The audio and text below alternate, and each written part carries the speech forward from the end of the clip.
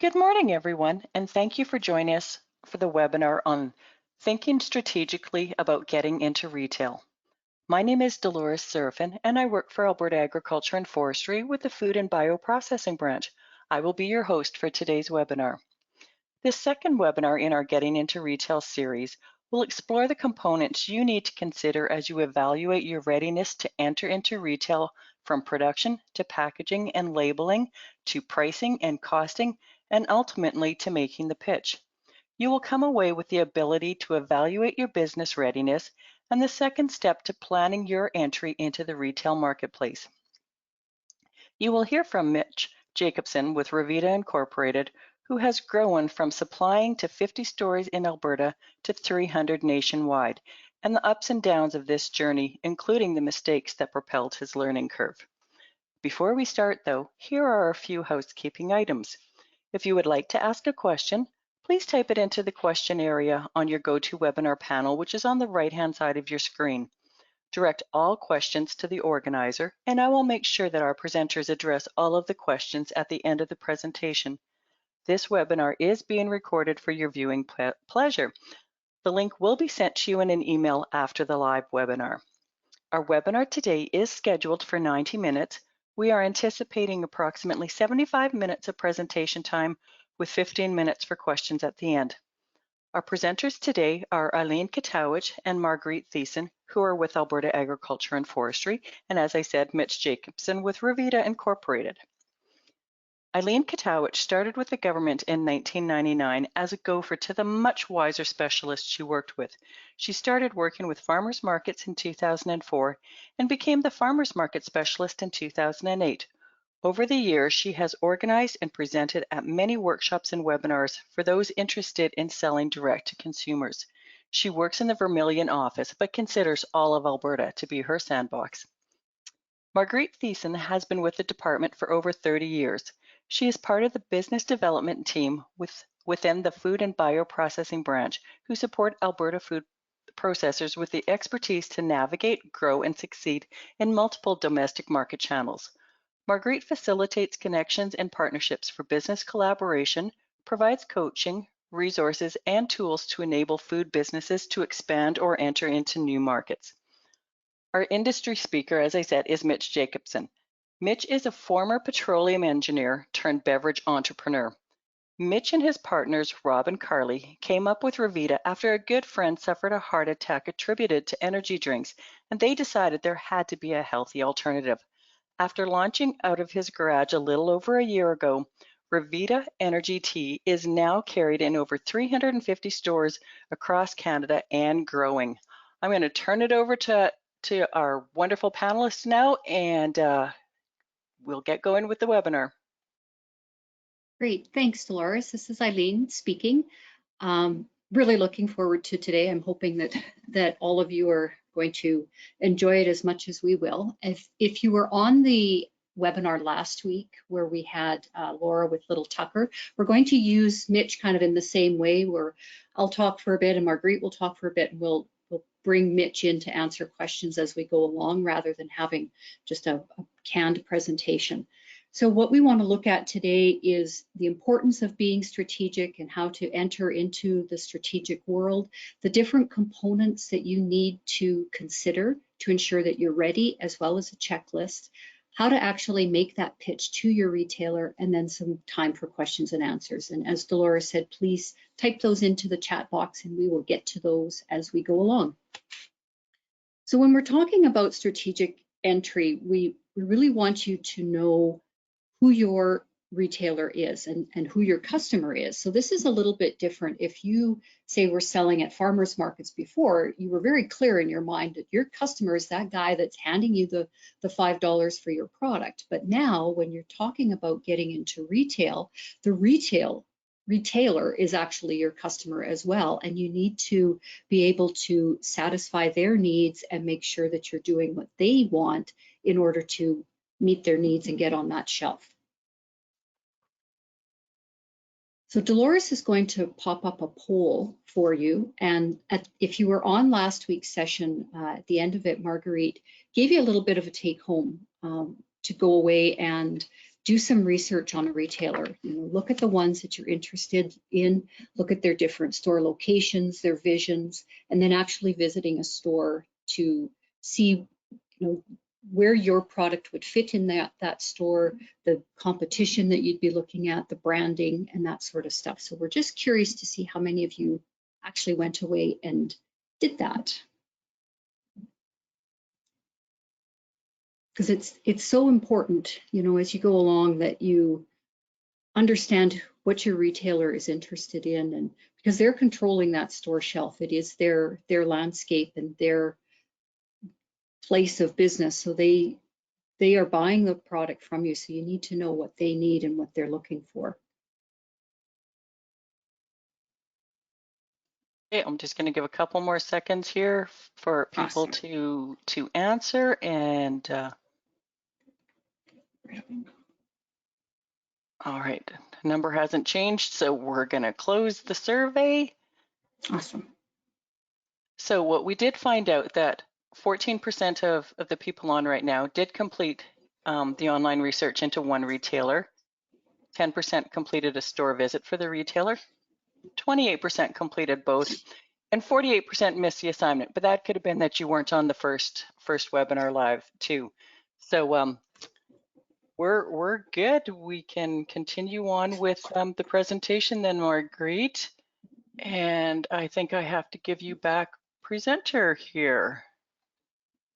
So if you can share your screen again, Marguerite, that would be fantastic. Super. Perfect. Thank you. Okay, next slide, Marguerite, and then we'll carry on. Thanks. So the first little bit that we're going to look at is really delving into what's important to your retailer. So sales, obviously, this is something that's going to be very near and dear to them. And we were chatting with Mitch prior to getting on, and of course they're interested in sales. That is their real estate, and that is the most important thing for them, is seeing how often that space on the shelf is turning around and how quickly things are moving. And if your product isn't moving, then they're going to want to replace you with a product that will generate sales for their store. Differentiation, how are they, it's very important in their minds, just as it is in yours, to be different from the competition, because that's going to attract different customers into their store. So they have a different way of ordering and selling products, and they want your product to help them differentiate themselves from those other retailers. Very important. Food safety is an absolute must in any part of this industry in Canada, as well as, you know, looking at the traceability of the products. Like, we don't have a safe food, we don't have a business.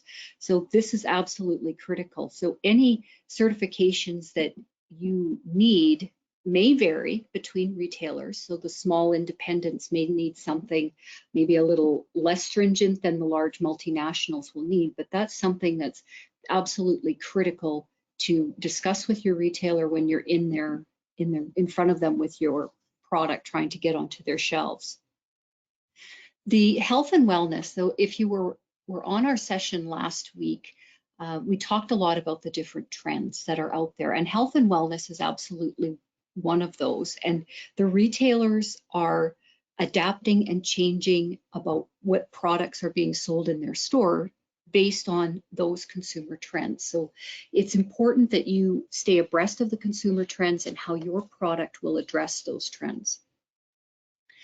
Online, oh my God, COVID has done such crazy things to us in this whole online space, and we've seen such differences in how our retailers have adapted to online ordering, to doing delivery, curbside pickup, just the whole e-commerce experience, and trying to make that experience as engaging as possible. It's no longer just a quick, you know, click and buy things. They're trying to make that experience good for you as a customer as well. So the changes we've seen are quite incredible. And I was reading an article a few days ago about the stats in the States and how e-commerce has changed as a percentage of overall grocery sales. So in 2018, e-commerce was 2.7% of total grocery sales.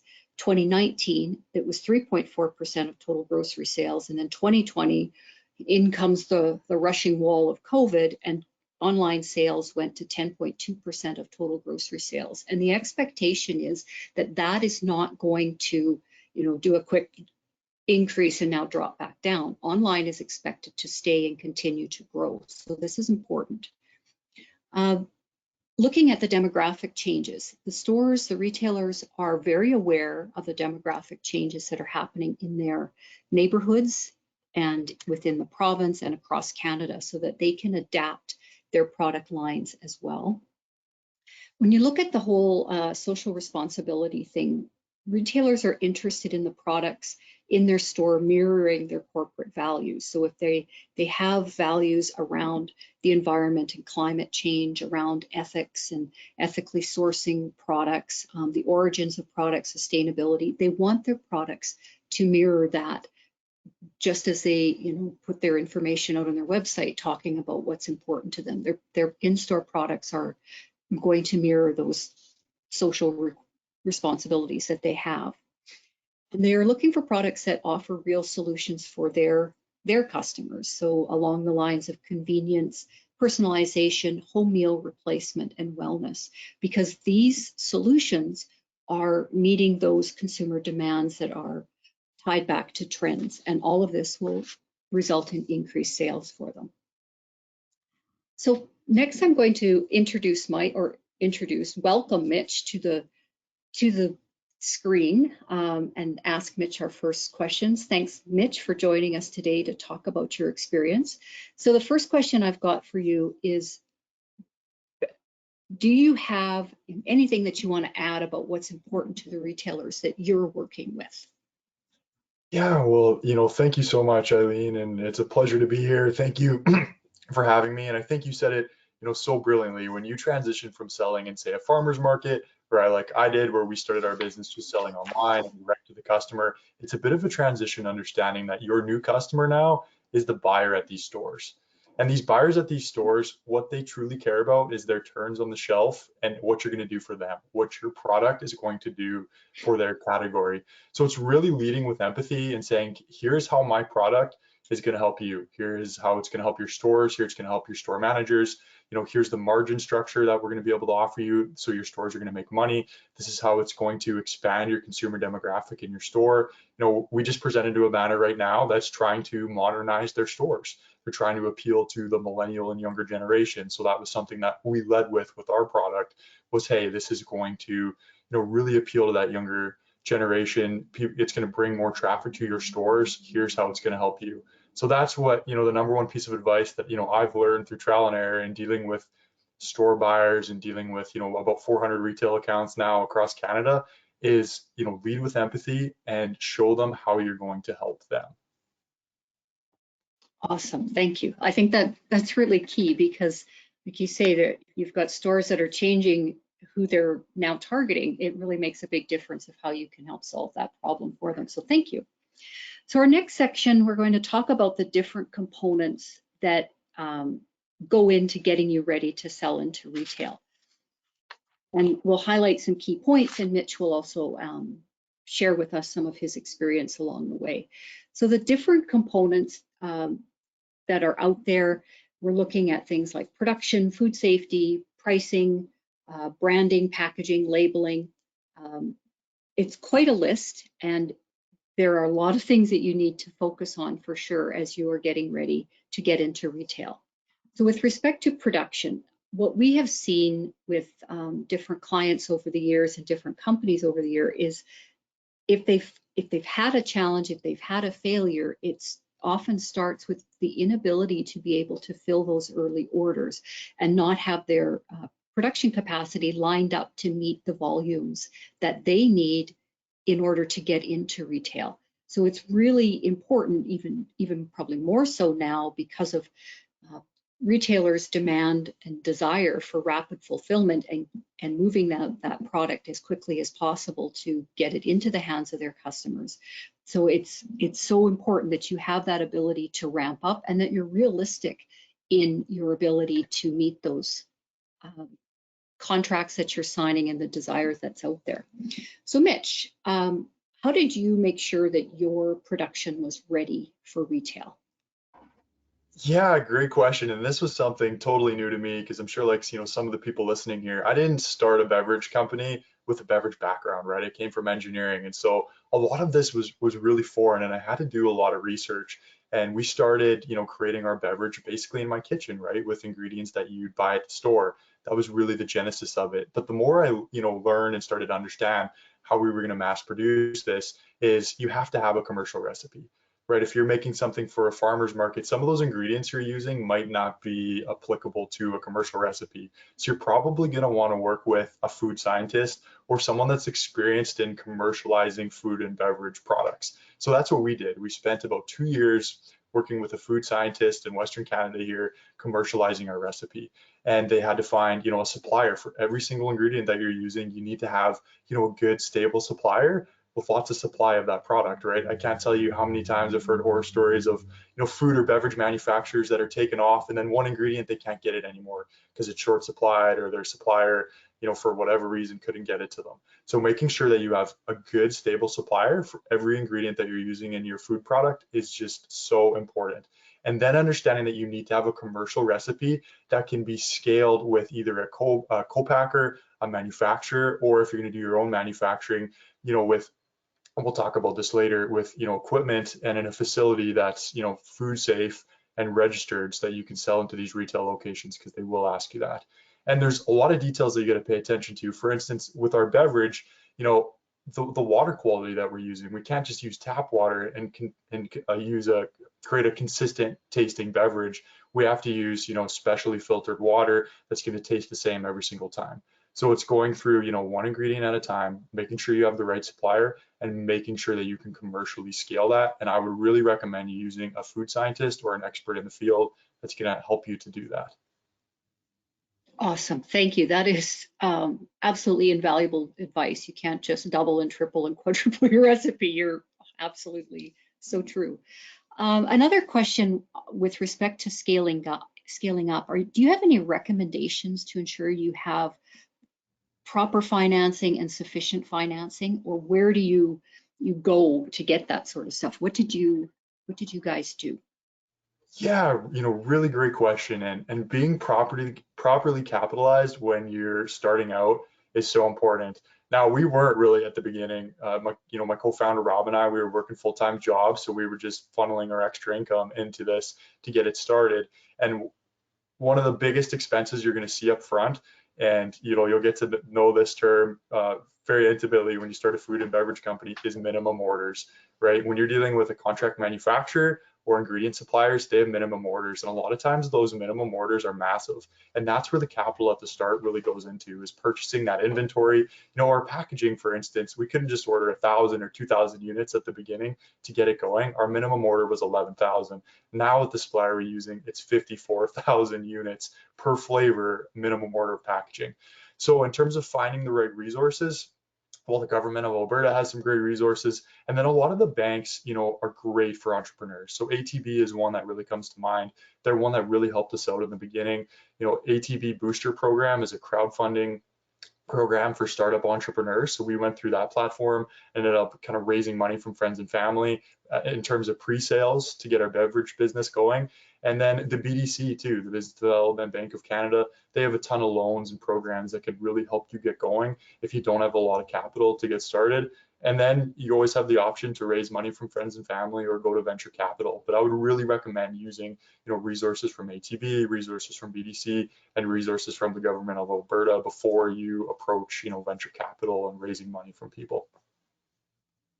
Super. Thank you very much for that.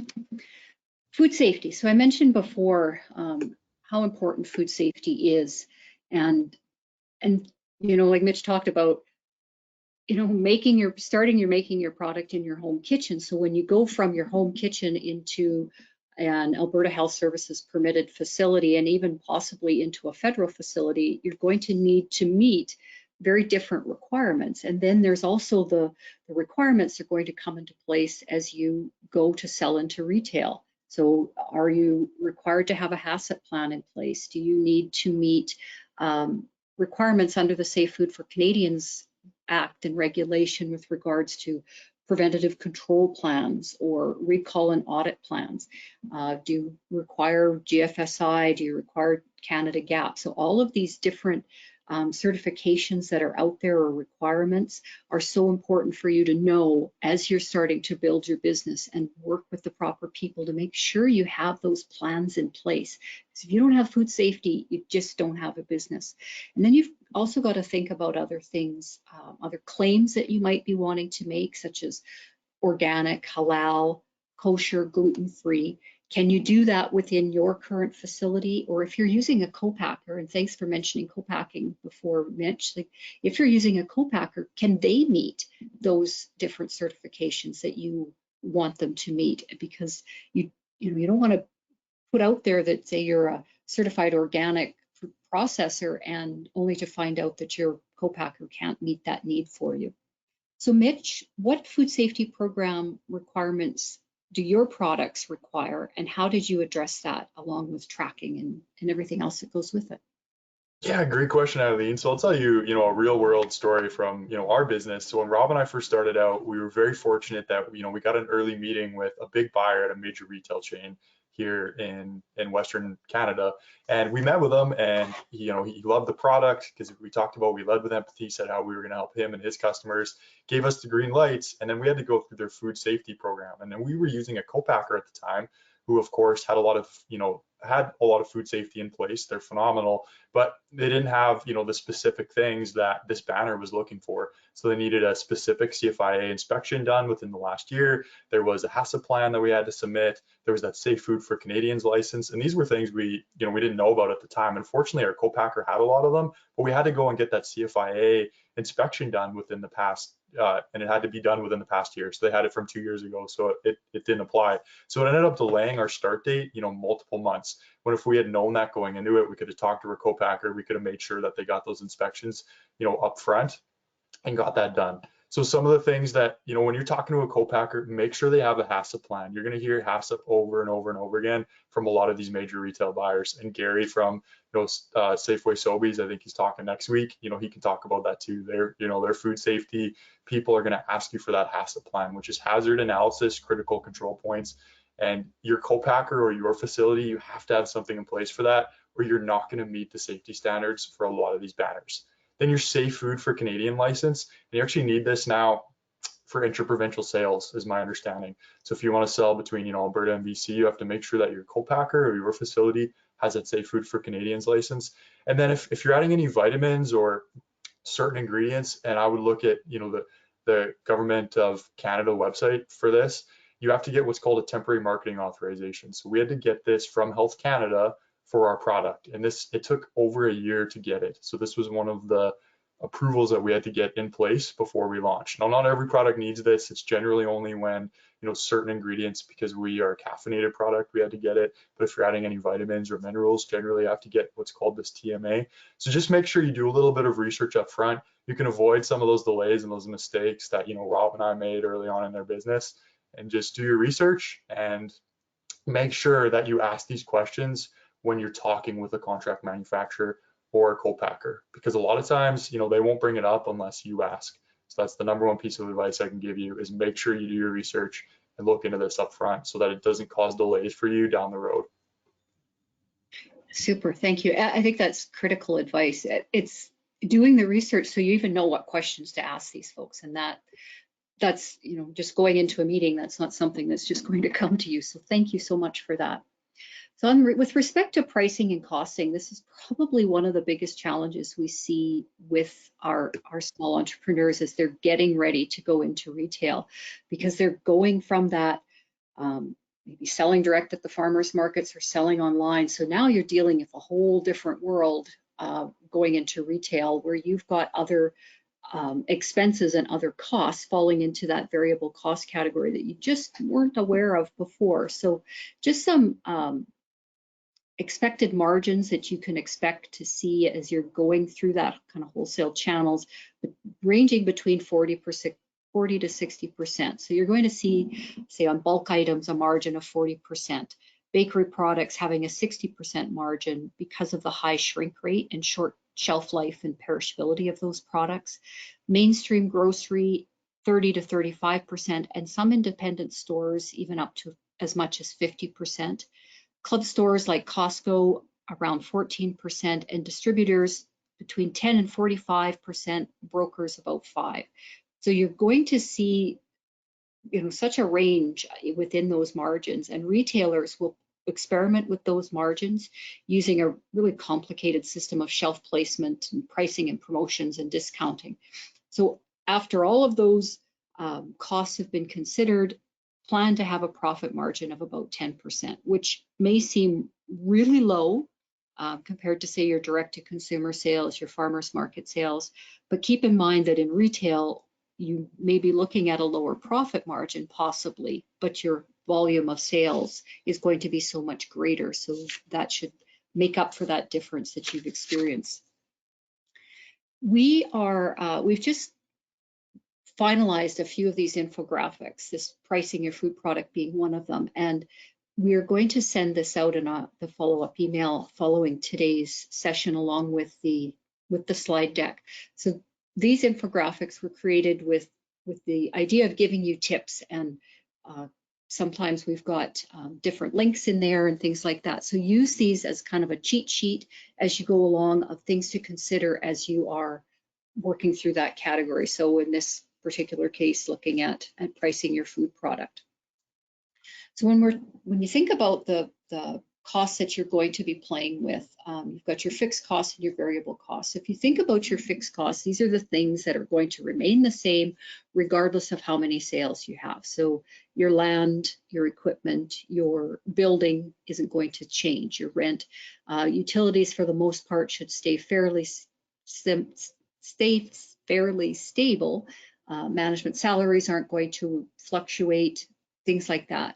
But on the variable side, this is going to be fluctuating depending upon the amount of production you're doing and the sales that you're having. So your raw materials, your raw ingredients, your packaging costs, more packaging, more product that you're producing, the more packaging you're using, the more labeling you're using. Your shipping and freight is certainly going to be variable because you're shipping more product or less product. Labor is going to fluctuate as people are helping you out in that production process. Listing fees with your different retailers is certainly going to be different, as will your marketing costs. So Mitch, can you share how you figure out your pricing and your costs and your margin, and provide some advice for listeners?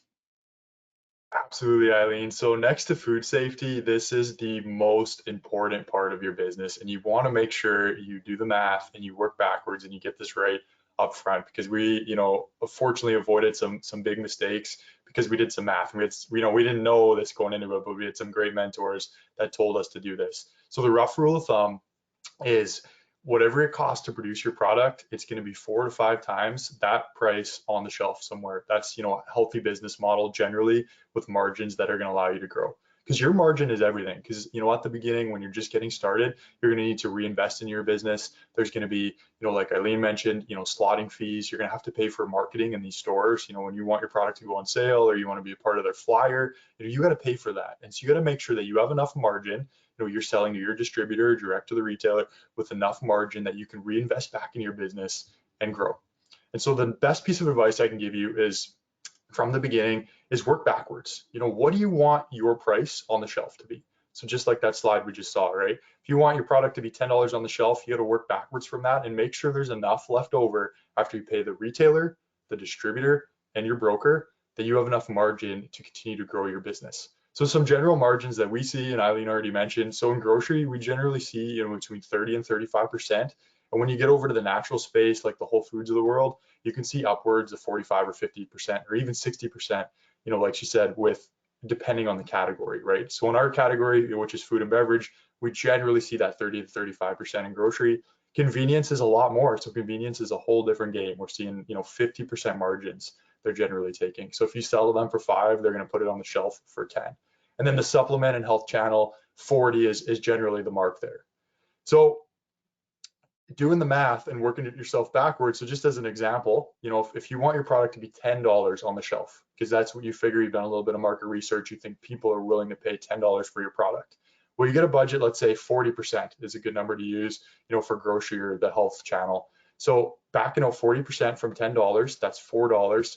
So now that's $6. So that's what your distributor now, because you're probably gonna have to go through a distributor, especially as you grow to get into these bigger chains like the Safeway, Sobeys, Loblaws. You're gonna have to go through a distributor. They're gonna get your product to the stores. And these distributors, generally what we see is it's anywhere from 20 to 30% is what I've had to deal with in terms of distribution, and 25% seems to be the average. So going back to that example of $10, 40% for the retailers, now you're left with $6. Now you get to back out 25% of that for the distributor, which comes out to $1.50. So now you're left with $4.50. That's what you're going to get. And then you have to use, so if your product costs $4 to make, that's probably going to be too tight of a margin.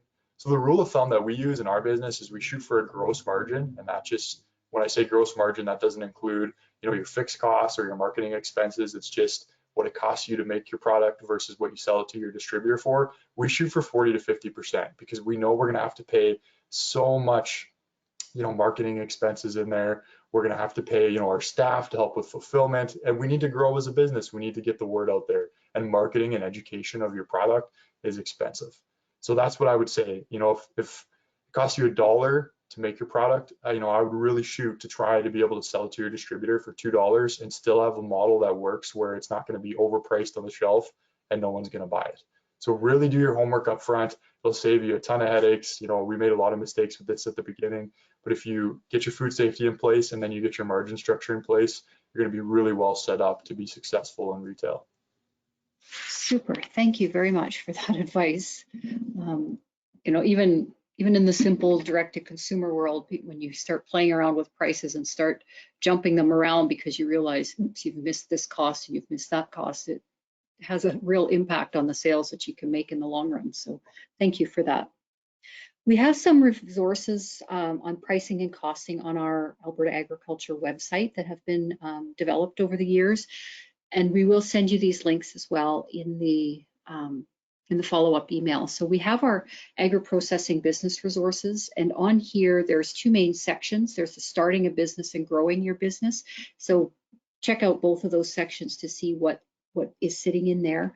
Under costing, this is an e-learning tool. It has several modules for you to work through. So pick through the modules that you need to and work through those so that you can get a good feel for how to do your costing.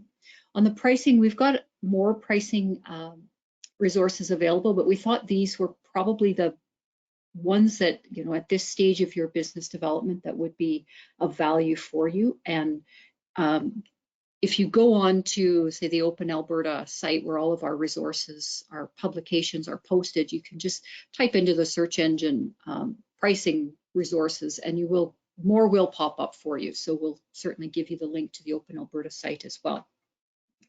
So moving on to talk about brand. The brand is so important, and here we have Mitch's beautiful product and the labeling and stuff that he's got. So there are 4 traits to having an exceptional brand. First trait being that you need to know your sweet spot. What is the unmet need that you're solving? What's the customer's problem, and how does your product solve that? So it's really understanding what's important. And I think, Mitch, you certainly talked about having a friend, your impetus for starting your business and having a friend having the traditional energy drinks and how yours is different. So that is absolutely meeting a different challenge that your customers are facing. Want to simplify complexities and have a clear strategy out there for how you talk about the benefits of your brand and why your brand is different than the brand's other products that are out there. You really want to stand for something real and identify the values of your target customers. So you're not just following trends for the sake of following trends. You want to understand why those trends are important and then the undelivered need that is driving those trends. So it's really doing some research and thinking through how you're meeting those problems that your customers might have. And then you want to use design to engage and differentiate your story and to build your story, make you stand out on the shelf. So simple, clean, attractive product labels and packaging that will hint at what's to come if you're going to buy that product.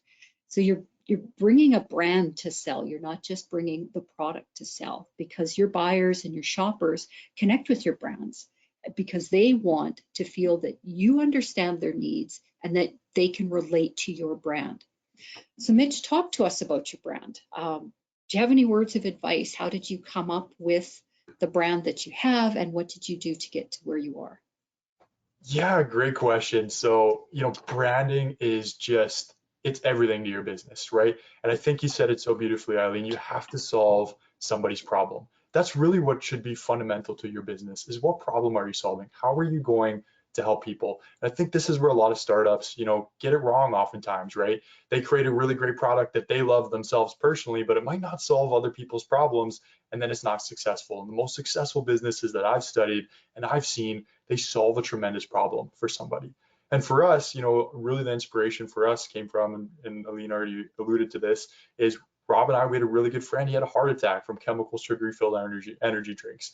And this was, a horrific experience for us. And we wanted to solve this problem. We wanted to create a healthy alternative and put it out there for people. And the product that we're really solving is productivity and feeling better. And we're giving people a tool to help them become the best that they can be that day. That's kind of the fundamental basis around our brand, right? Is we want to help people feel better with clean, healthy ingredients. And so when we developed that problem that we wanted to solve, we tried to build a brand around that. And we went through this exercise where we actually worked with, an experienced marketing person, and they told us to imagine that your brand was a person, right? And your customer is their friend. What is that person like, right? What car do they drive? How do they dress, right? What do they look like? How do they, interact with people? What do they do on the weekend? Where do they work? And so we actually went through this whole exercise, building Revita, and it came with a lot of trial and error, and we tried to incorporate that into our design. And so that's why we went with, a sleek white, design that stands out on the shelf. If you look at typical energy drinks or beverages, they're very colorful. They're kind of in your face, right? We wanted something that was clean, slick. It appealed to professionals. It appealed to people that, would never pick up, a caffeinated energy drink, because we're an energy tea, right? All our caffeine and ingredients, it's all natural based. So it's not even really an energy drink. And we wanted to convey that with the packaging design. So if I was building a brand from the ground up, like I'm sure many of the people listening here, I would go through that exercise, right? If your brand was a person, what would they look like? What would they do? Who would their friends be?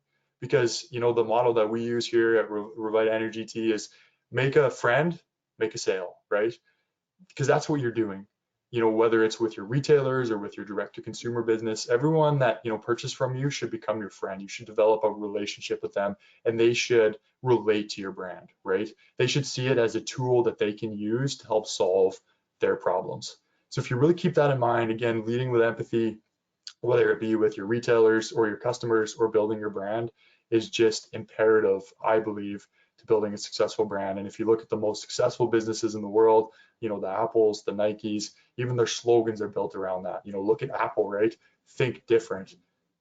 Steve Jobs positioned that as a tool that can help people. And that's really what we're trying to create here with Revita Energy Tea. And if you're going to build a really successful brand, I think that needs to be, front and center with your branding. This is the problem I'm going to solve for you. And when people see your product on the shelf, they should immediately know, this is what it's going to do for me. This is how it's going to help me. This is why I'm going to incorporate it into my, daily life. Super, thank you so much with that. So as we move on to packaging and the importance of getting this right, so there's some things you probably should be thinking about as you are looking to select the packaging that you have. Do you need it to be tamper-proof? You definitely want it to be practical, but creative, easy to open. So think about your customer and are they going to be able to easily get into it? If you think back to when they first started putting child-proof caps on pill bottles and aspirin bottles, Tylenol bottles, and how challenging that was for adults to open too, and still is in some cases. So who's your customer, and are they going to be able to easily open it? Do you need your product to extend the shelf life with, say, moisture or oxygen barriers? So what do you need in your packaging to make that happen? You definitely want it to stand out and be something that is attractive on the shelf that customers will see and and go towards and have it tell a story. And you definitely need, you have your label to be compliant with our federal regulations. So this 64% of consumers buy a product because the package caught their eye. I also found a bunch of other kind of quirky little stats that make you go, oh Lord, I didn't realize how important my packaging was. 70% of consumers will accept that they form their impression of a brand based solely on the packaging. 55% of online customers are convinced they'll purchase from that website again if the product comes to them in customized packaging. 60% or 63% of consumers say the product packaging is as important as brand itself. 52% of people will happily pay more if they like the packaging. 30% of businesses say their revenues have increased when they have changed their product packaging. And then, of course, there's 64% buying right off the shelf. So just some fascinating stats that are out there of how important it is to get your packaging right.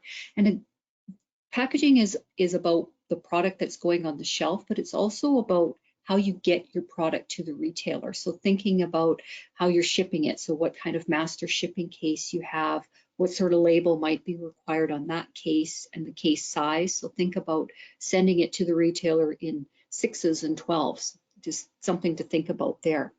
So Mitch, talk to us about your packaging and why you decided to go with the pouch look and how you've brought it all together. Thanks, Eileen. Well, you hit the nail on the head.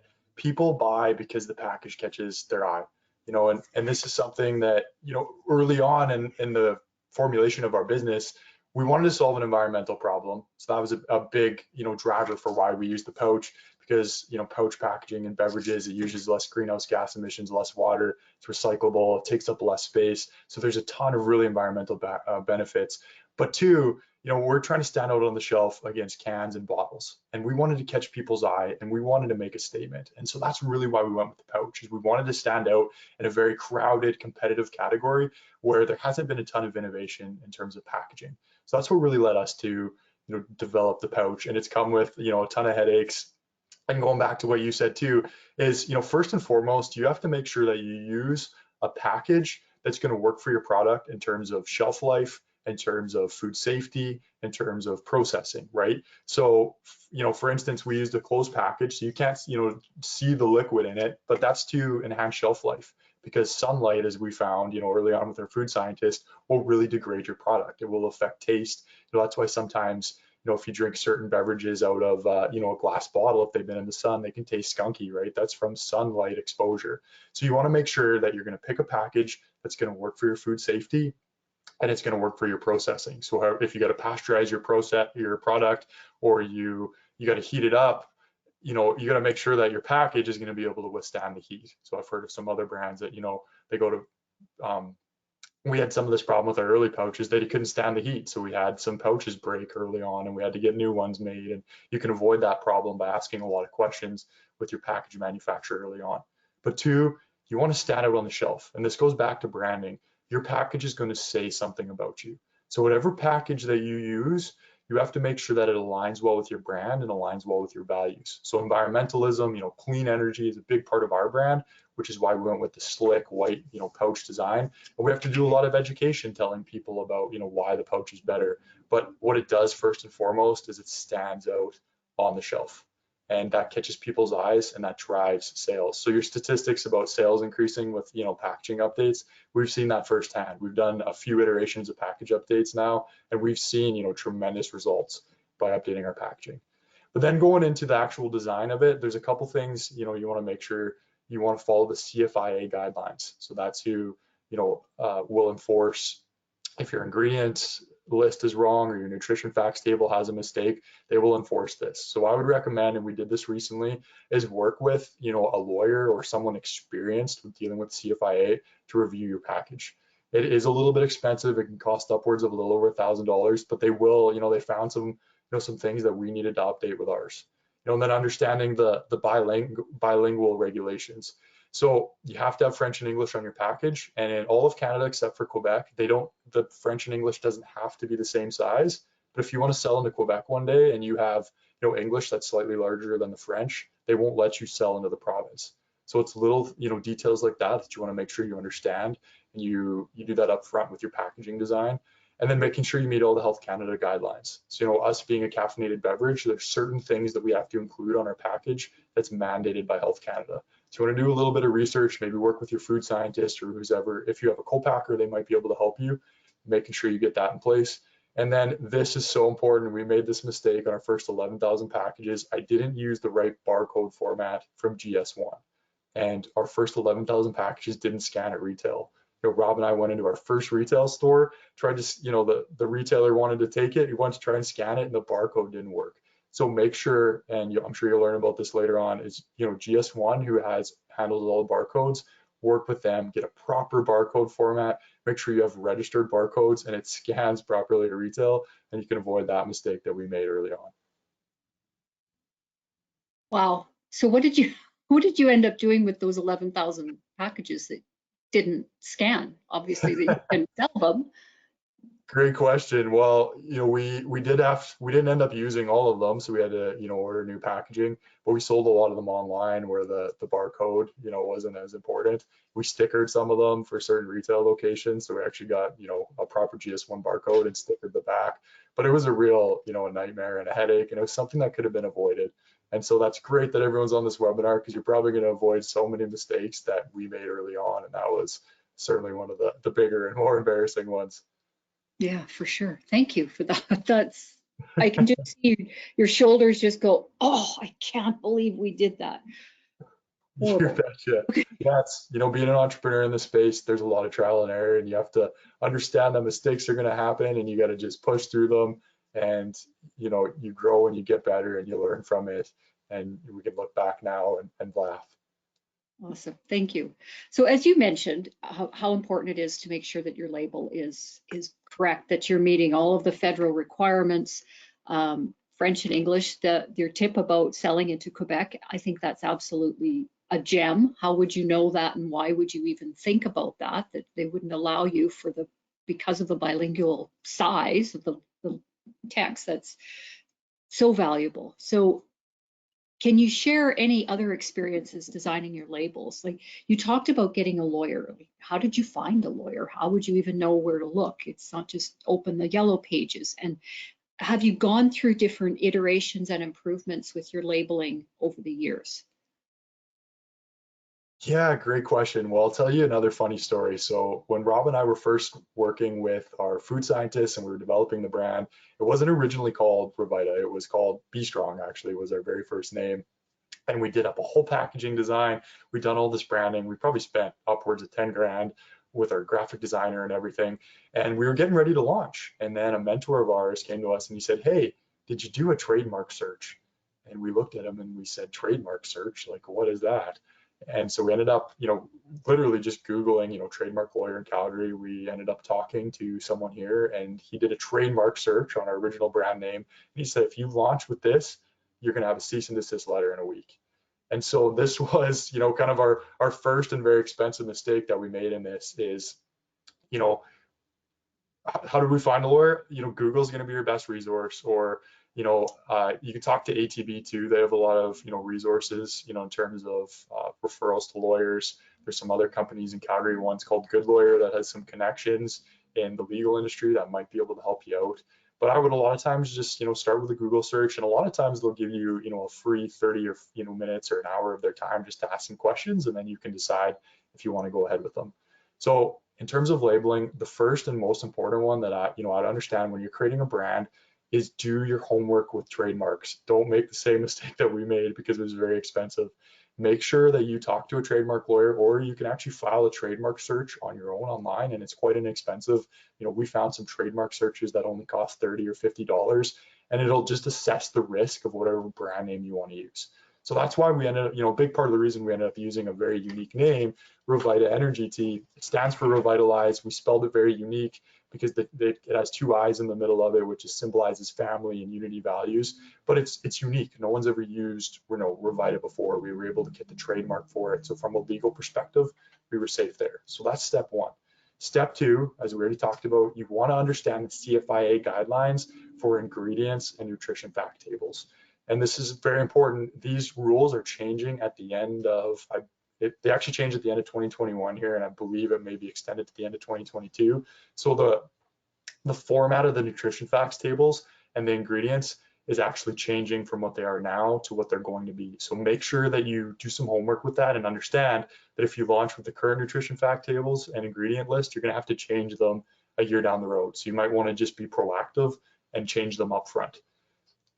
And then you're going to want to understand, any Health Canada guidelines. So if you're adding any, vitamins or minerals, maybe you're adding vitamins to your product, you're going to have to probably get what's called a TMA, temporary marketing authorization from Health Canada. And a lot of times they have mandatory things that you have to put on your packaging. So for us, we have to put, we have to put how much caffeine is in our product. It's just a Health Canada rule. So you want to understand those up front. And so Google, food compliance lawyers.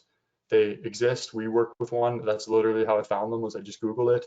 They're experts in this field of dealing with the CFIA, and you can work with them for them to review your package and make sure that everything is buttoned down, so that if you ever get a CFIA inspection, you're going to be able to pass it. So, just asking around in the community, you can reach out to me and I can pass on my connections that I have, but it's just going to be trial and error. But, to summarize, make sure you get your trademark in place, make sure you understand the CFIA guidelines, especially that change in the packaging regulations that's going to happen in a year. And, if you can, I would really recommend, put the capital up front and work with one of these lawyers or work with someone that's experienced in the field, because it will save you a ton of headaches. If I could go back to when we launched, it seemed so expensive at the time, but I really would have just, went with a lawyer to review our package, and we would have avoided some of the challenges that we're having, having to switch over to new packaging. Great, thank you. I think that too is invaluable advice. I mean, it seems like a lot of money at the time when you talk about lawyers' fees and things like that, but in the long run, it's going to save you money. So thank you for that piece of advice. This next infographic we're going to send out again with our follow-up email, and this one is just to give you some hints about what needs to be on your label, and then we've got some links on the back page. There's a second page to this that will kind of lead you to, like, how do you get your barcode registered, and where do you find the labeling tool for CFIA and things like that, so that you've got that started as you're going down that road. So this infographic will be coming to you shortly. Logistics and distribution. So when you're talking about getting your product to your retailer, how do they want to receive it? Do they want it sent to, say, their distribution center, or is it direct to store delivery? So, and you need to understand their lingo. So in one of the slides coming up, we'll get into the different acronyms and terms that they use. Who's handling your deliveries? And is there an opportunity to consolidate your deliveries with, say, other smaller distributors, so that it's maybe a little bit easier for you? Can you get creative with other brand manufacturers? Is cross-docking involved, and what are the lead times that are involved? And you need to know this so that you can meet those delivery schedules that you've signed with your retailer. And are there minimum orders that are required? You need to find this out up front during your pitch meetings. So Mitch, how do you handle logistics and distribution? Because you have both Alberta and national retail locations. Yeah, absolutely. So this is something we just, learned really by making mistakes. So at the beginning, when I got into this, I didn't understand how food got to the store, right? I just took for granted that it was on the shelf. But as we got into this industry, we really found, the importance of distributors. And one term that you're going to want to know, because you're going to hear this over and over again, is DSD, which is direct store delivery. And what this means is when you're selling into a retail account, you're going to ship directly to that store. So if they're going to buy your product, either you or your distributor is going to send it to the store. So there's DSD, and then some retailers work on a warehouse system where they have their own warehouse, where instead of DSD going to their stores, you would ship to their warehouse, and then that warehouse will distribute to all of their stores. So those are the two types of models that you have to be aware of, and they both come with different margins, different logistics, just different distribution challenges. But generally, when you're getting started, you're probably going to be a DSD, and that's where we are. So what we do is we do our own distribution to certain independent stores. So there's certain stores in Calgary, even in BC, and as far as, like Ontario, where we ship directly to them, just us through our warehouse. So we recently just leased a warehouse here in Calgary that we ship out of because, my we loaded up my garage and it was just time to have some more space and shipping logistics. Now that we're not just shipping out boxes, we're shipping out pallets. You need the right space and you need a loading dock and everything that comes with that. But when you're getting started, you're probably going to start selling direct to local independents. So you're going to want to make sure that you have, a courier account set up. So you're going to work with, FedEx or UPS or Canpar to help you ship your products to their stores. Do you have the right shipping labels, or do you have, do you need fragile stickers or this side up stickers that you're going to be putting on the boxes? These are things that you're going to want to think about.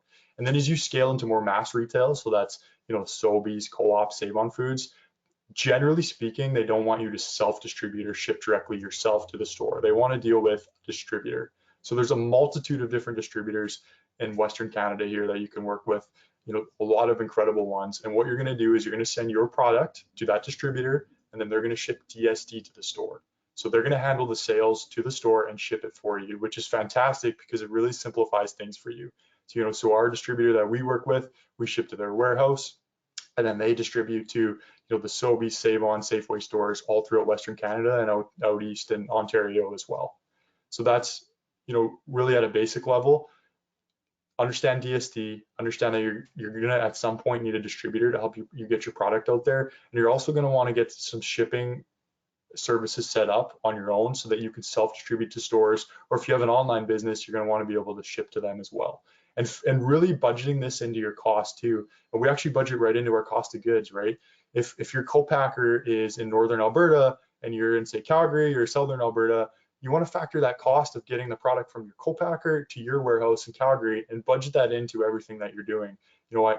We almost made this mistake at the beginning, right, where we didn't factor in those shipping costs, and they can really add up and they can really erode your margins. So understand up front that you're going to want to get a handle on your shipping costs and understand how much that's going to cost and what it's going to take to get your product DSD to the stores.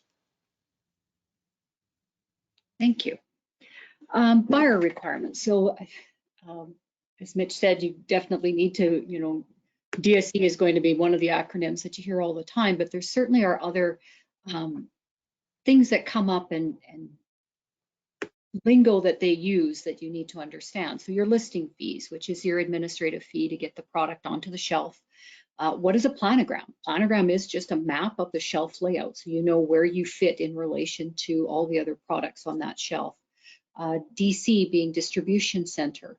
Free fill, free cases of products for each store for the first order.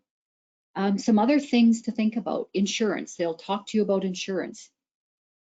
At least get $5 million in insurance so that you know that you are covered and what that will cover you for. Think about those marketing fees, specific distributors and who you should work with.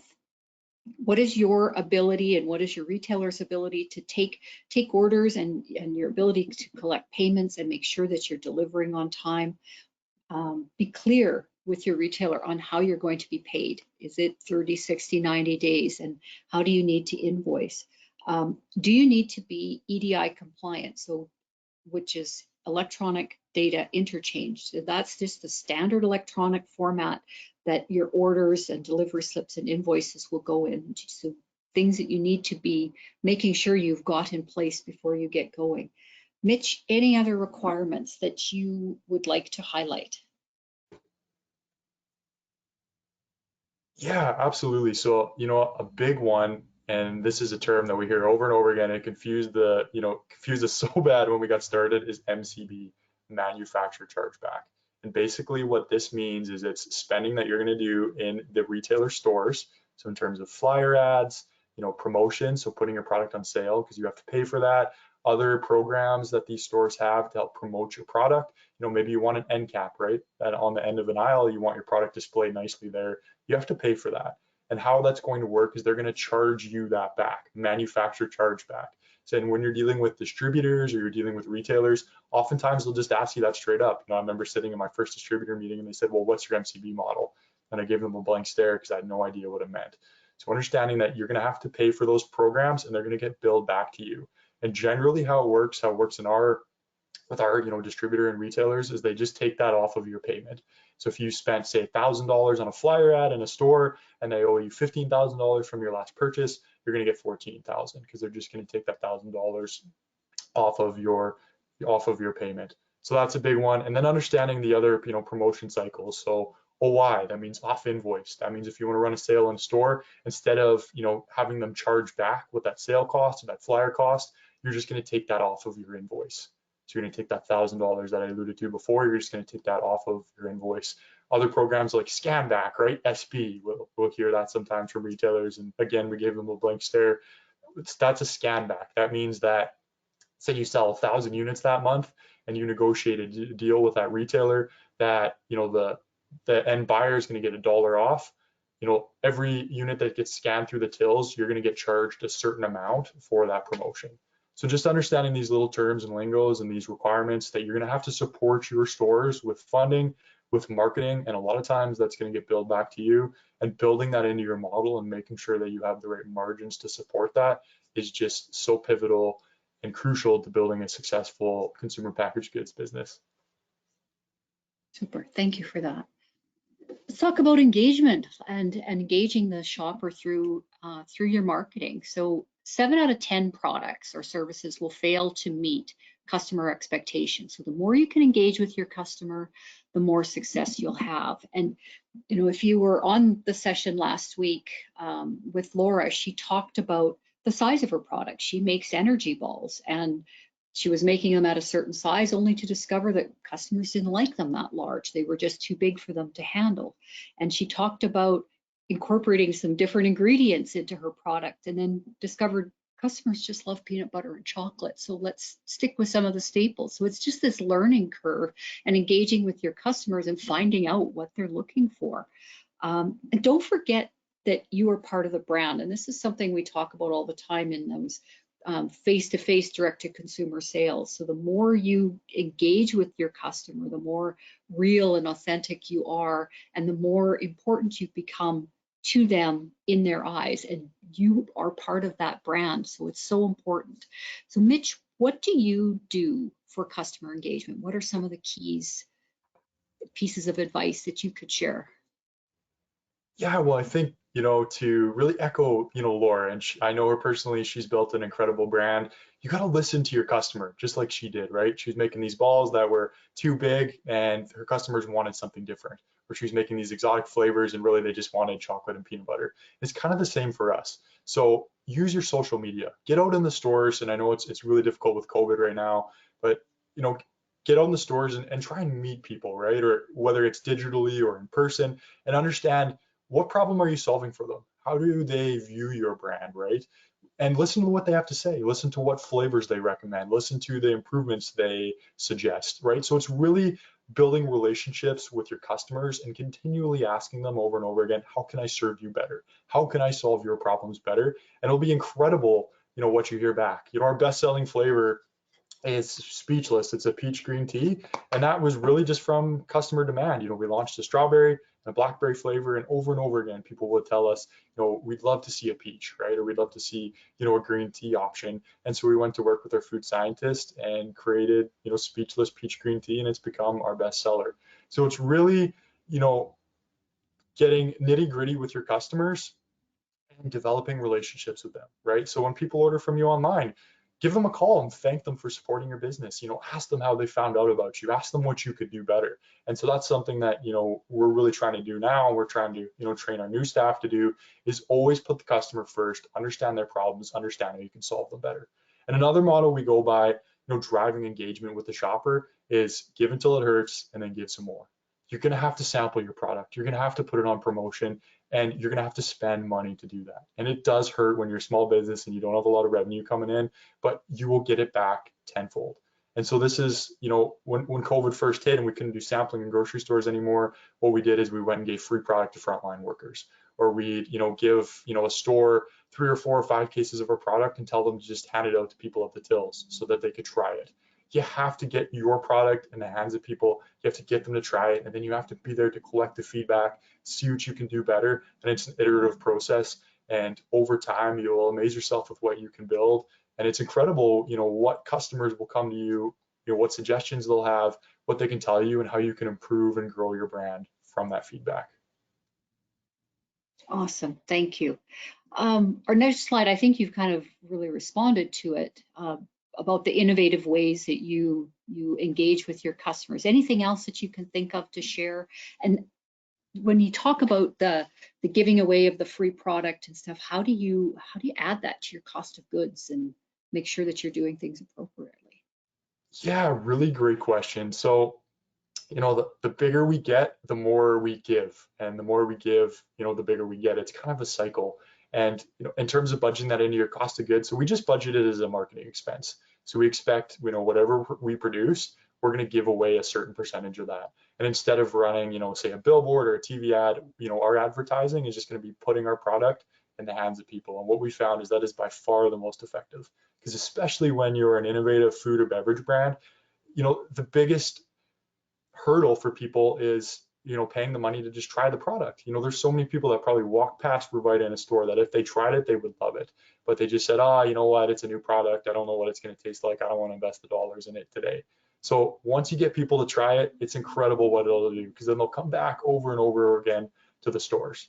But in terms of some marketing tools to drive sales, the number one, best one that we found is put your product on sale in the stores, and you have to pay the stores to do this. So, if we list our product at $4.99 on the shelf, we try to run sales between $3.49 and $3.99, and that, that $1.50, not all of it comes back to us. When we do, say, a $3.49 sale, the retailer will help a little bit, but a lot of that comes back to us. And so, yes, it's a little bit expensive at the start, but what happens is it gets people, because people want to try new things on sale, right? They don't necessarily always want to. We're trained as consumers to see that yellow tag in a grocery store that says on promo or on sale, and then it gets people trying your product. If you have a great product, they will come back for it over and over again, and they'll pay full price when it's not on sale. So that's the number one most successful marketing tool that we've used, is put your product on promotion in the stores. Number two is, like I said, give until it hurts, and then give some more. So if you have a store that's struggling, we're actually, Rob and I were going to a store later today. The sales in the store, aren't looking as good as some other stores in the area. So we're just going to give them free product to hand out. Get it in the hands of people, get people to try it, because we know that even though it's, a short-term expense, it's going to be a long-term win. Because if we can get the store going and they can start turning, Revita off their shelf, it's going to be a win, not just for the retailer, but it's going to be a great win for us too. So understanding that, in the beginning, when you're giving out lots of free samples, it might not look great on your profit and loss for that month, but it's a marketing expense that you have to invest up front. You have to get people to try your product. You have to invest in your customers, your friends, and it will come back to you. So always lead with giving, lead with how you're going to solve people's problems, and understand you're going to have to give a lot to your retailers and to your customers to get your brand off the ground. Thank you. So talking about driving those stores or sales, both in store and beyond the store, I mean, you've touched on a lot of these.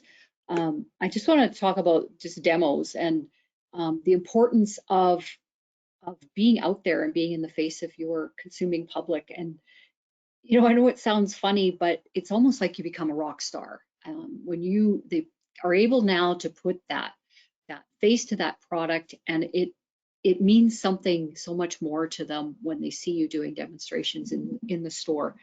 On the driving sales beyond the store, I did some snooping on both Mitch's and Laura's website, and I know both of them offer coupons for first-time buyers, which is a really great way, I think, to get people engaged with them and just to try that product, because maybe the price point isn't what they would think of. But as Mitch said, once you get them in there and you've got them hooked because they love your product, they will pay full price.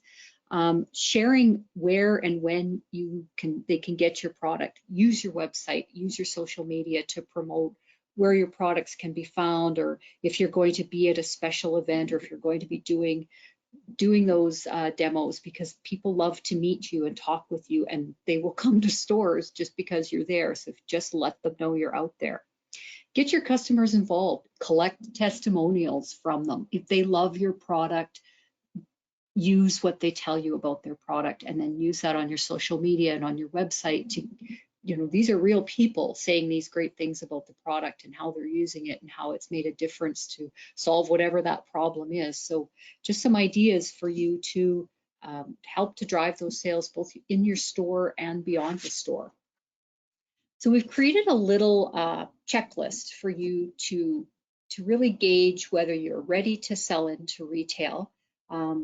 Just use this, think about this as you're going along, and can you tick all the boxes, or have you missed something? And Mitch has given some absolutely incredible advice on things to make sure you think about. So add to this checklist. Don't think this is the be all and end all. So definitely, listen again to this session, or add to this checklist so you can be sure that you are going to be successful going forward. I want to turn it over to Marguerite to finish up the presentation and talk to you about the pitch. Thanks, Eileen. And it's been great conversation so far. So Mitch, how did you set up your initial meeting with a retail buyer? Yeah, great question, Marguerite. So, again, coming from a different industry, I didn't really know how this all works. So I probably didn't do it necessarily the normal way, but I pretty much, Googled like the banner that I wanted to be in. So whatever store that is, maybe it's Sobeys, Safeway, Co-op.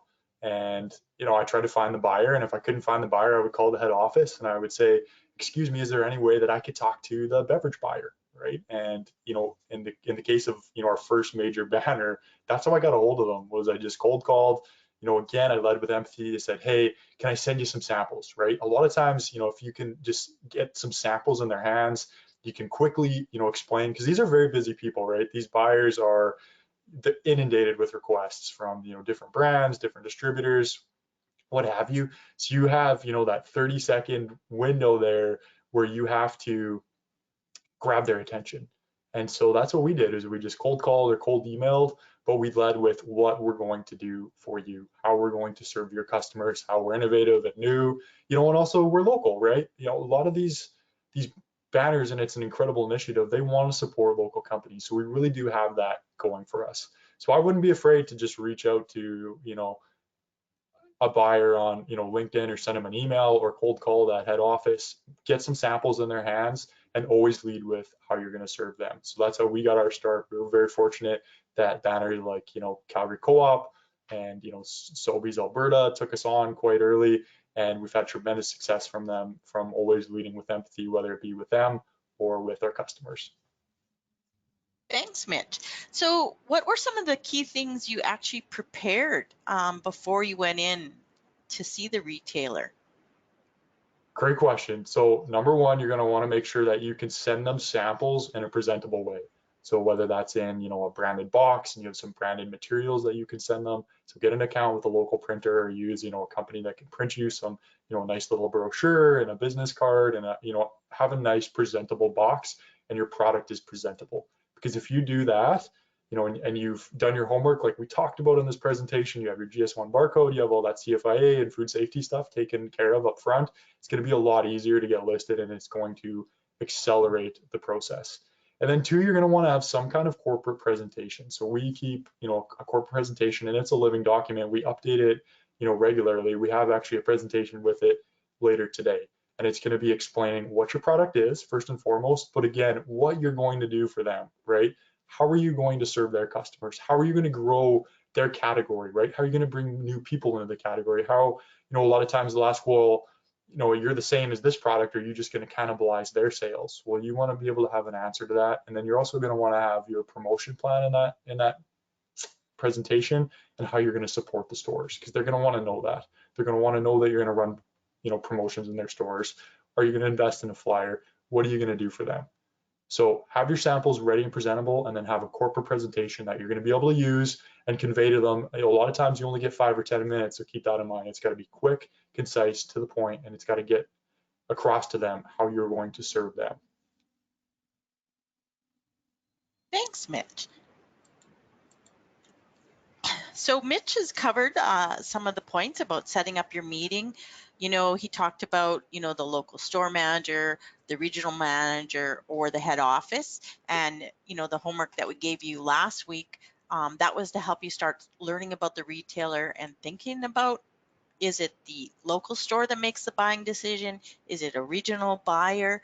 or is it a head office buyer that makes a decision on which products are going to get listed? And, you know, Mitch has talked about, you know, when's the best time of the year, time of day and week, doing the cold call. He's talked to other food companies for advice. And one of the things that he talked about for getting ready was his PowerPoint or formal presentation, which includes thinking about the agenda for the meeting. So if the buyer says you can come in and make a pitch and talk to us, and we've got 60 minutes allotted, so how many minutes do you need to get each point across? You got to plan that ahead. One of the other things is, how are you going to conclude that meeting? Think about reiterating what your key message is, the key message on solving the retailer's problems. Think about, you know, who you are and what your product represents. And also, you know, he talked about the samples, but you also might want a sell sheet with the price list, the minimum order information, the barcode information, all gathered in that price list sheet. If you have a business card, that's always good for a leave behind. And you can also print copies if you're doing a formal presentation of your slide deck for the retailer. So we also have in our new infographic information, we have selling your product, and that will be included in the follow-up that we're providing you today. So our takeaways, review the information and resources that we talked about today with Eileen and Mitch and myself.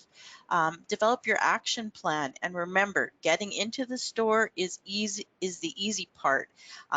Staying in and making a profit is the harder piece of getting into retail, and Mitch has definitely talked about that and the work he does.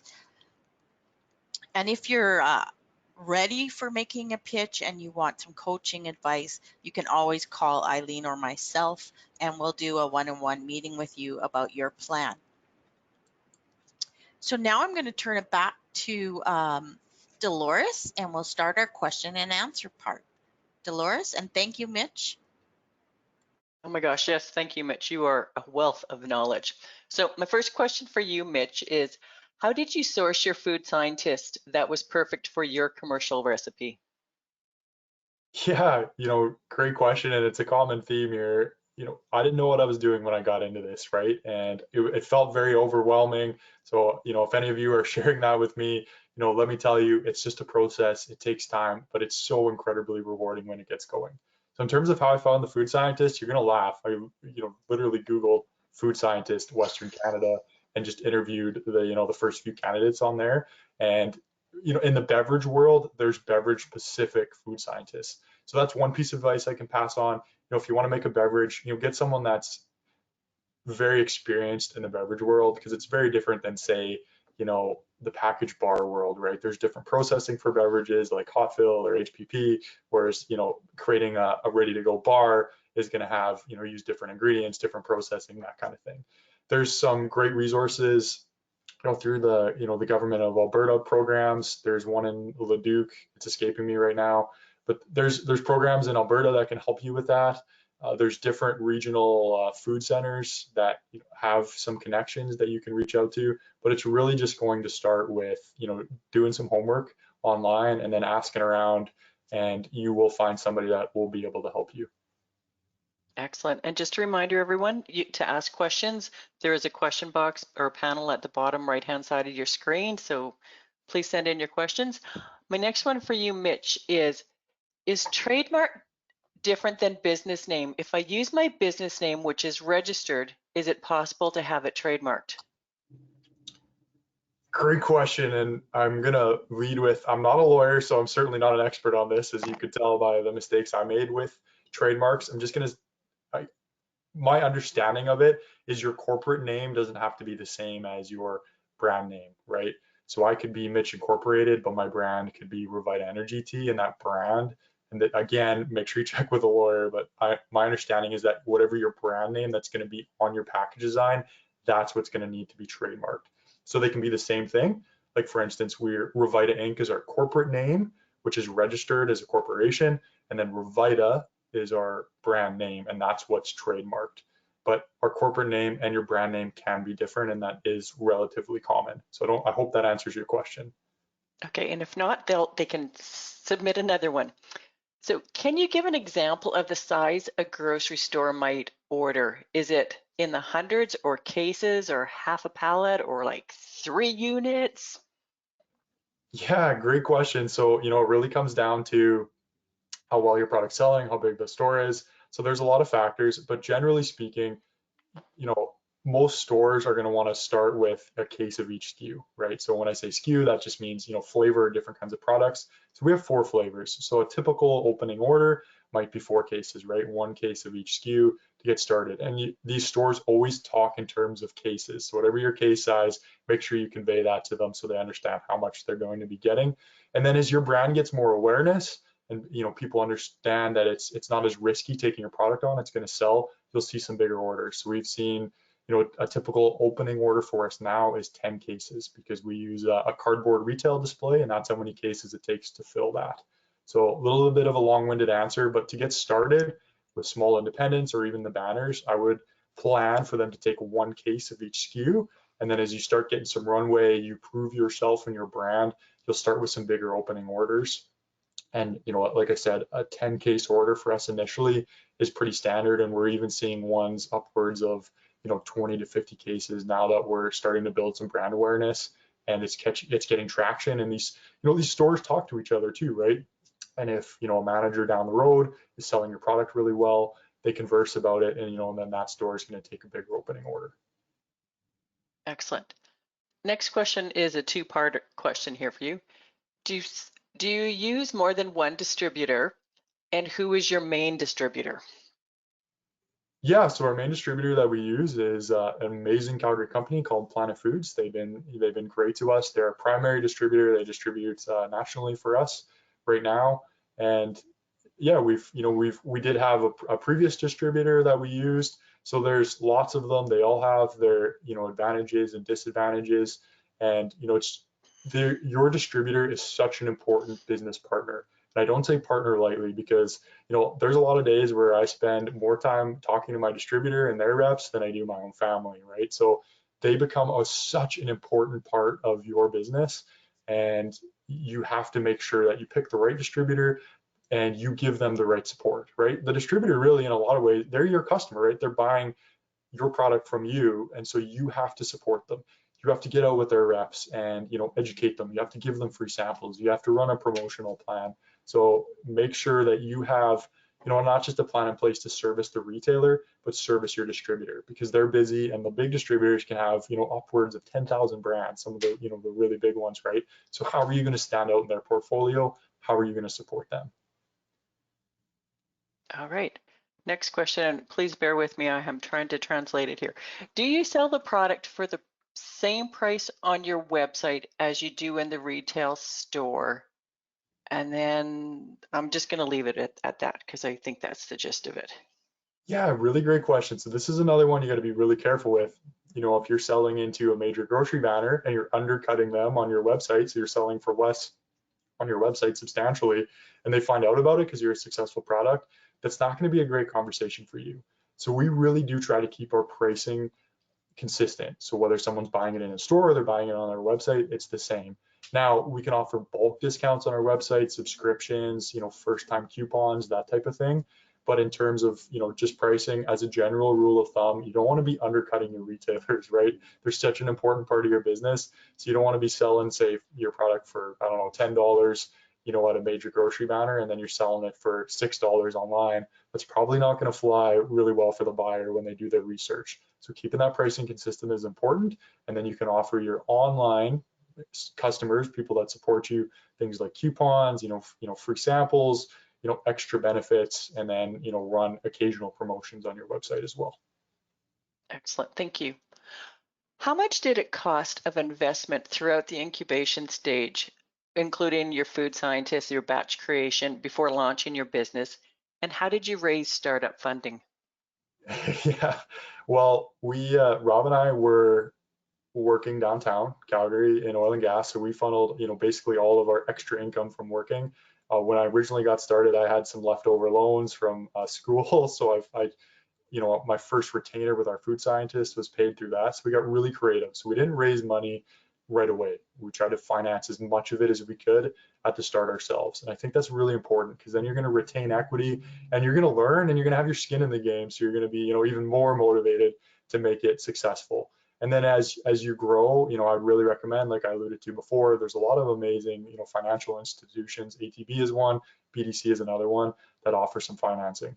In terms of what it costs, and the rough rule of thumb in the beverage game, really to get started and have a proper regional launch. So that means like Western Canada, generally speaking, and this scared me when I heard it, was about $250,000, to really do it properly.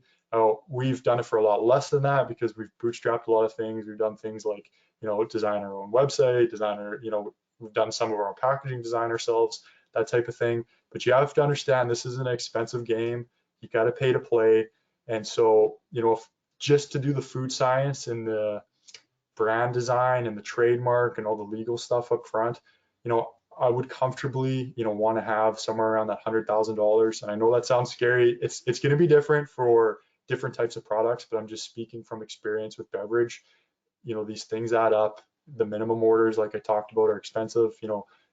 If you want to package in cans or glass bottles, you might have to order 50,000 of them, right? That might be the minimum order. And so a lot of your capital up front is going to go into that. So rough rule of thumb, $250,000 to do a really great regional launch. If you want to do a smaller launch, say just in Calgary or Edmonton or in a city, you could probably get away with significantly less. But that's kind of the numbers that you have to be prepared for as your business grows. Wow, my stomach dropped when you said that amount. And I really don't say that to discourage anybody. Let me tell you, we got into this, we didn't have any money, we didn't have, the connections or the resources. You will figure it out. And you can use a lot of those initial sales. But, I want everyone to be realistic too, that this is, it's an expensive game. Like we were talking about before, if you want to sell into Loblaws, you could be looking at, upwards of $100,000, depending on how many flavors you have, just to get your product on the shelf. And some of the other banners have, listing or slotting fees like we talked about too. So you want to make sure that you're well capitalized, but don't get discouraged if you don't have that money. We didn't have it either. You can get creative, you can bootstrap things, and you will learn as you go. All right, thank you. Are you a manufacturer or do you co-pack your products? Yeah, great question. So we use a co-packer right now. So we have a great relationship with our co-packer. And it's the most important relationship of your business other than your distributor. So making sure that you have all that food safety done up front with your co-packer, make sure you get in there and you see what they're doing and how you can help them and how you can serve them and work with them on, making improvements. So we went the co-pack route because, if you're going to manufacture your own beverage, you're probably looking at upwards of $1 million, depending on the equipment. We get some additional quotes to get the equipment. So getting started out, I would recommend using a co-packer or manufacturer. Dealing with, manufacturing and co-packing and creating your product and doing all the food safety that comes along with that, unless you're experienced with that, it's a tough game to be in, and you're better off handing that off to a professional so you can focus on your sales and your marketing efforts and supporting your retailers. All right. How many years has this been for you from the very beginning? Yeah, so we had the idea originally in 2017. So in kind of late 2017 is where we had the idea. We started working towards it. I thought that I was going to launch in like 6 months to a year, and it ended up taking about a little over 2 years with the food scientist. So we started in 2017. We didn't end up launching a soft launch into really late 2019. And then we really did our formal launch with a distributor getting out in stores in June of 2020. And that's when things really started to take off from us. We went from about 50 accounts, retail accounts, to now we actually just crossed the 400 mark. So understand that it's going to take time and patience, and you want to make sure that you do all your research up front. You don't necessarily rush into anything. You want to have a great product, you want to get your food safety in place, and you want to have a marketing plan ready to go, and then you'll hit the ground running. All right. So Mitch, we have a couple more questions and we're almost at the end of our time. Are you okay hanging out for another 5 minutes or so? Absolutely, I got lots of time. All right, perfect. Quick question here about, did you have to get permission to give the frontline workers free samples?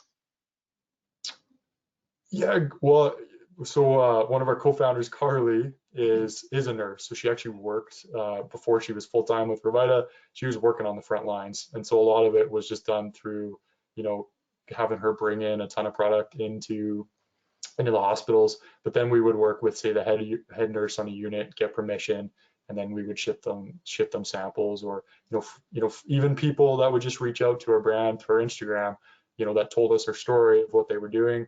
We would just ship them product to their house, if they were working on the front lines. So yes, if you're going to ship to the hospitals, of course, you want to talk to the head nurse or whoever the unit coordinator is and get permission.